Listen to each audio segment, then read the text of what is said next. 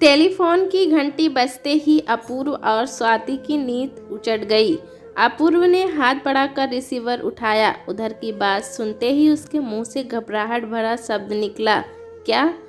स्वाति चौंक कर उसका चेहरा देखने लगी, साथ ही उसके चेहरे पर उभरे भाव को पढ़ने व टेलीफोन की बातें सुनने की भी कोशिश करने लगी।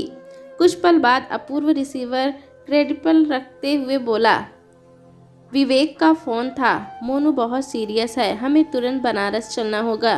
क्या हुआ उसे? स्नेहा कैसी है? अभी तक तो वो ठीक ठाक है, पर अगर भगवान न करे ऐसा कुछ हो, मोनू को कुछ हो गया तो तुम समझ सकती हो कि स्नेहा की स्थिति क्या होगी। ऐसी स्थिति में उसके परिवार में एक अजीब संकट उत्पन्न हो जाएगा। स्नेहा का एक ही बेटा है मोनू, और वो ऑपरेशन भी करा चुकी है।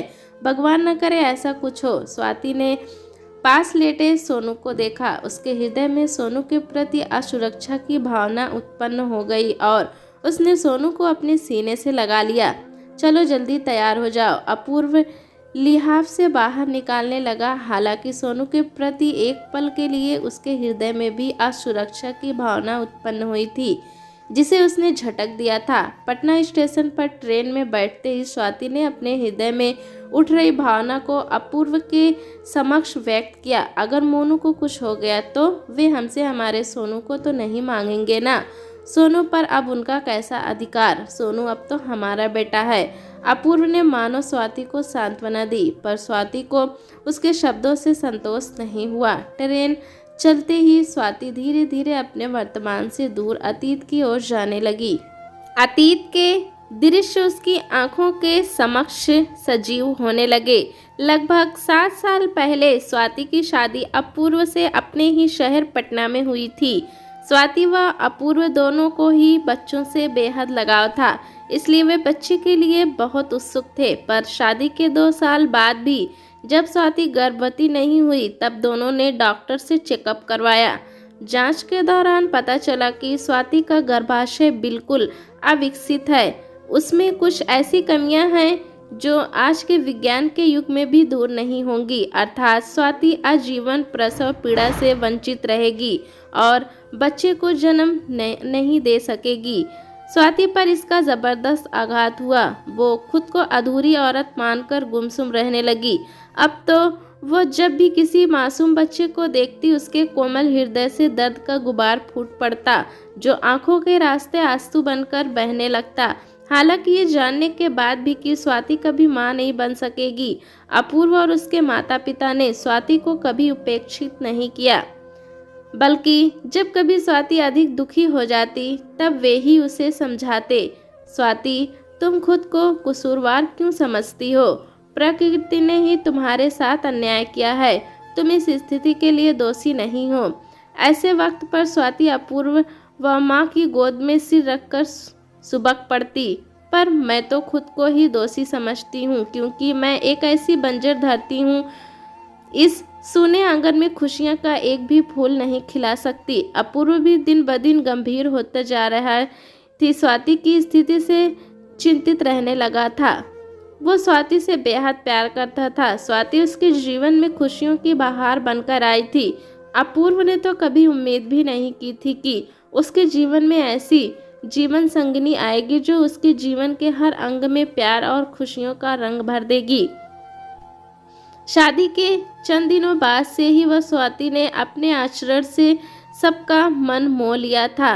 अब स्वाति के बगैर तो अपूर्व जीने की कल्पना भी नहीं कर सकता था। लेकिन अब स्वाति मुरझाए हुए फूल की भांति होती जा रही थी। एक रात जब अपूर्व की नींद टूटी तो वह यह देखकर चौंक गया कि स्वाति शून्य में निहारे जा रही थी और उसकी आंखों से निरंतर आंसू बह रहे थे। स्वाति तुम अभी तक जाग रही हो? अपूर्व ने उसे टोका तो वह चौंक गई। यूं ही नींद खुल गई थी, उसने कहा। अपूर्व ने उसकी कमर में हाथ डालकर उसे अपनी ओर खींचा, फिर उसकी आंखों में झांकते हुए बोला, स्वाति क्या हो गया है तुम्हें? क्यों अपने आप को मार डालने पर तुली हुई हो? आखिर जब हमने तुमसे कभी कोई शिकायत नहीं की तो फिर तुम क्यों चिंता में रात दिन घुली जा रही हो? आप सब हमसे कोई शिकायत नहीं करते, ये आप सब की महानता है, पर क्या मैं आप सबका दर्द नहीं समझती? क्या आप बाप नहीं बनना चाहते? क्या माँ जी बाबूजी नहीं चाहते कि उनके भी पोता पोतियाँ हों जो उन्हें दादा दादी कहें? स्वाति सिसकने लगी। जो उनकी गोद में खेले, जिनकी किलकारियों से इस घर का सूना आंगन गूंज उठे। अपूर्व उसके आंसुओं को पोंछने लगा। इंसान बहुत कुछ चाहता है स्वाति, पर यह ज़रूरी नहीं कि इंसान की हर चाहत पूरी ही हो जाए। खुद पर काबू रखो। इस दुनिया में ऐसे बहुत से लोग हैं जो बच्चों के बगैर भी जी लेते हैं, पर आखिर आपका वंश आगे कैसे बढ़ेगा? देखिए, एक बात कह रही हूँ, आप मेरा मुंह छोड़ दीजिए और आप दूसरी शादी कर। अपूर्व ने उसके होठों पर उंगली रख दी। खबरदार, जो आज के बाद मेरी दूसरी शादी की बात निकाली तो मैं तुम्हारे बगैर जीने की कल्पना भी नहीं कर सकता। अपूर्व ने उसे अपने सीने से लगा लिया। सिसकती हुई स्वाति भी उसमें समाती चली गई। इसी तरह 1 साल और गुजर गया। फिर स्वाति की छोटी बहन स्नेहा की शादी बनारस में विवेक से हो गई। शादी के 3 महीने बाद ही स्नेहा गर्भवती हो गई। स्नेहा अति आधुनिक विचारों वाली युवती थी। वह जीवन को बिल्कुल मौज मस्ती के नज़रिए से देखती थी। वह 3-4 सालों तक खूब मौज मस्ती, आराम और देश विदेश के सैर सपाटे सिर्फ और सिर्फ अपने पति विवेक के साथ करना चाहती थी। अर्थात वह अपने और विवेक के बीच अभी बच्चा नहीं चाहती थी। इसीलिए असावधानीवश गर्भवती हो चुकी स्नेहा ने गर्भपात कराने का फैसला किया। गर्भपात के लिए विवेक भी राजी हो गया था। ये बात स्नेहा ने बातों बातों में फ़ोन पर अपनी दीदी स्वाति को बता दी। स्वाति ने स्नेहा को ऐसा करने से तुरंत मना कर दिया और भागी भागी स्नेहा के पास पहुंची। स्नेहा, अगर तू अभी बच्चा नहीं चाहती तो ना सही, पर उसे मार मत, उसे मुझे दे दे। लेकिन दीदी, स्नेहा घबरा सी गई। अपनी इस अभागिन दीदी पर दया कर मेरी बहन। स्वाति का स्वर भर्रा गया। मैं तुम्हारी भावनाएं समझती हूँ। अभी तुमने चंद दिनों तक ही अपने वैवाहिक जीवन का सुख पाया है, पर अपनी दीदी की खुशियों के लिए अपने जीवन के इन अनमोल क्षणों को 9 महीने के लिए मुझे सौंप दे।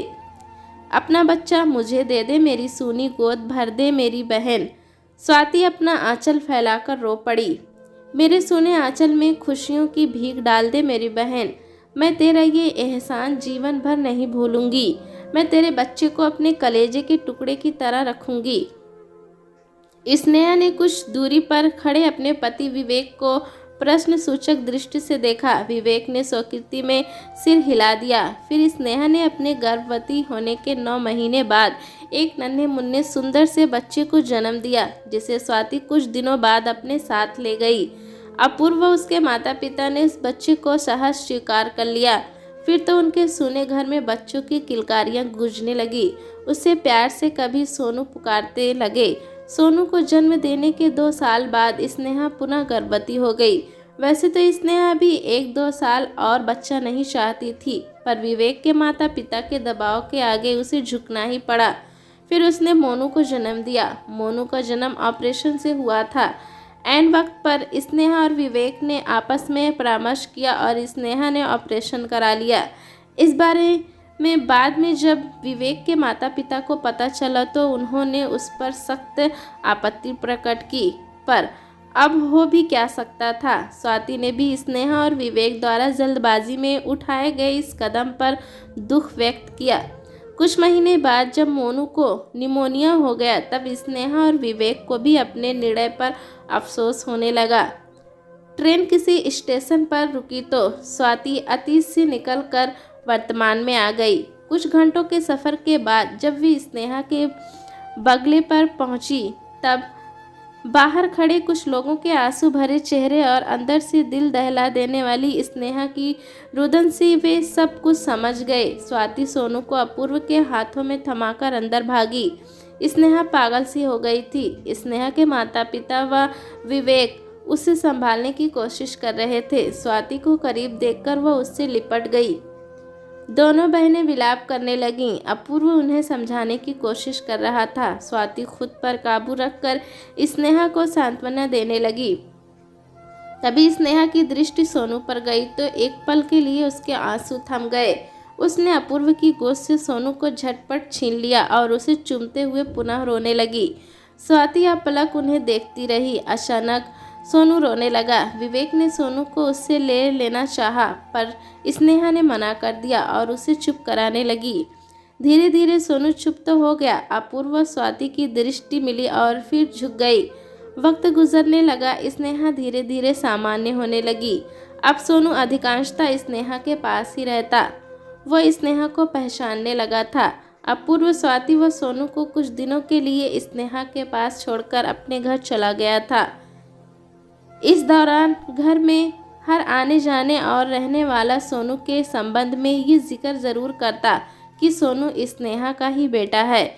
इस तरह की बातें सुन सुनकर स्वाति का दिल जोरों से धड़कने लगता और उसे घबराहट होने लगती।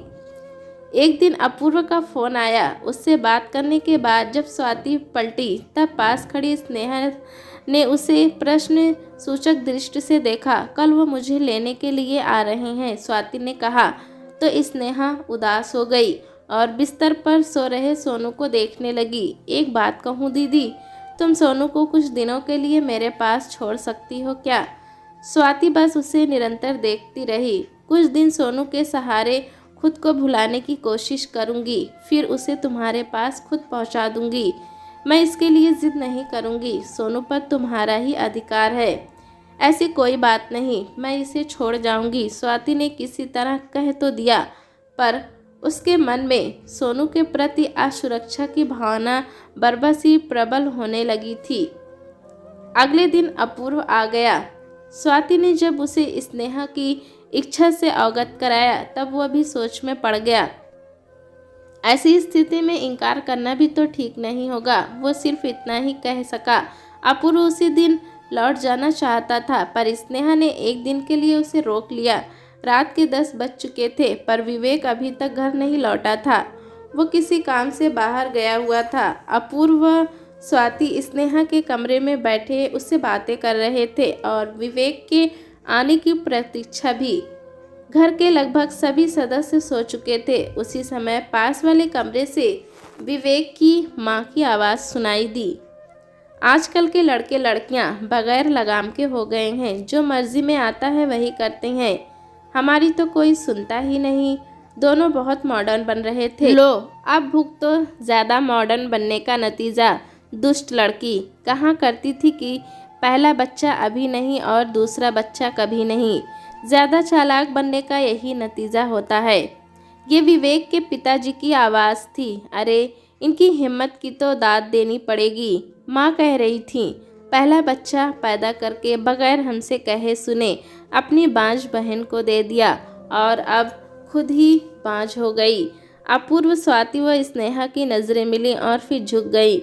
मैंने तो सुबह विवेक से साफ साफ कह दिया था कि अगर अपनी मॉडर्न बीवी को घर में रखना है तो वो अपनी दीदी से हमेशा के लिए अपना बेटा मांग ले, वरना उसे इस घर से हमेशा के लिए जाना होगा और तुझे दूसरी शादी करनी होगी। माँ चिल्ला रही थी। मैंने भी विवेक से साफ साफ कह दिया है कि अगर आपकी उसने अपनी बीवी का पक्ष लिया और हमारी बात नहीं मानी तो मैं उसे अपनी सारी संपत्ति से बेदखल कर दूंगा। बहुत देर से थमा स्नेहा के आंसुओं का बांध टूट गया। स्वाति ने उसे दिलासा दिया तो वह उसकी गोद में सिर रखकर सिसकने लगी। दीदी, हम दोनों के साथ कितनी अजीब बातें जुड़ी हुई हैं। तुम चाह कर भी किसी बच्चे को जन्म ना दे सकी और मैंने ना चाहते हुए भी पहली बार तुम्हारे लिए और दूसरी बार अपने सास ससुर के लिए समय से पहले बच्चे को जन्म दिया, पर वो हमसे हमेशा के लिए रूठ गया और अब स्थिति ये है कि मैं चाह कर भी माँ नहीं बन सकती, जबकि बच्चा ही अब मेरे सुखद भविष्य की गारंटी है। इसके बिना पता नहीं मेरा क्या होगा। दीदी, तुम माँ नहीं बन सकी। तुम्हें यही एकमात्र दर्द था। तुम्हारे पति व सास ससुर फिर भी तुम्हारे साथ थे।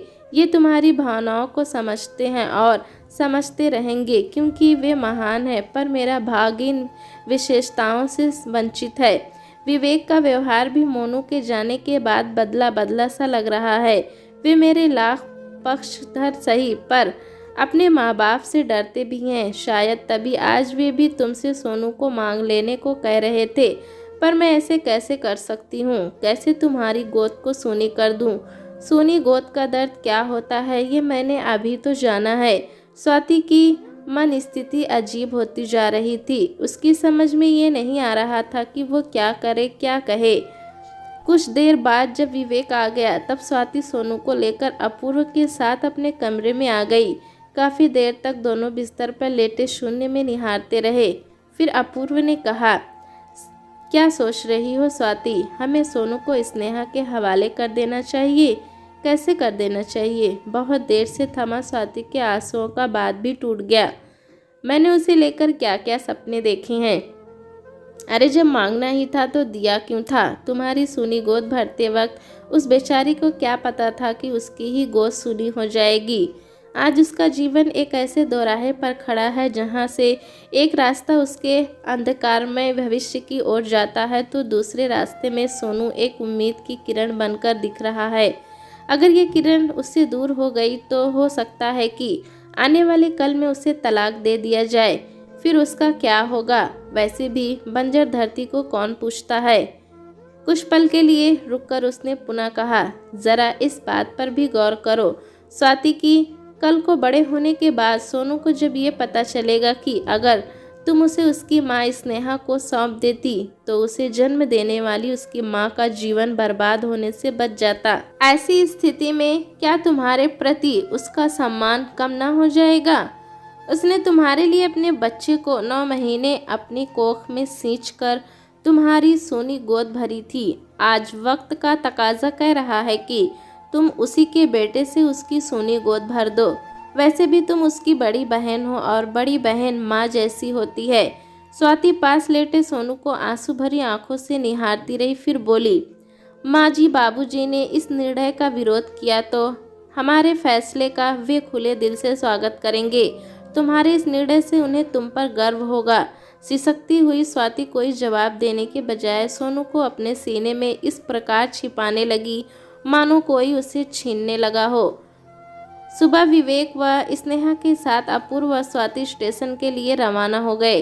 ट्रेन ने जब सीटी दी तब स्वाति अपूर्व की बाहों से सोनू को लेकर बुरी तरह चूमने और बिलखने लगी।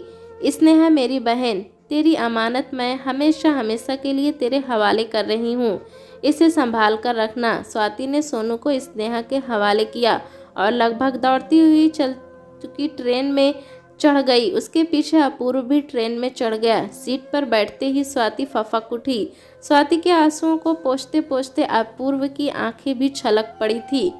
दोस्तों, कहानी कैसी लगी हमें कमेंट में ज़रूर बताएं। चैनल पे नए हैं तो एक लाइक और सब्सक्राइब करना ना भूलें।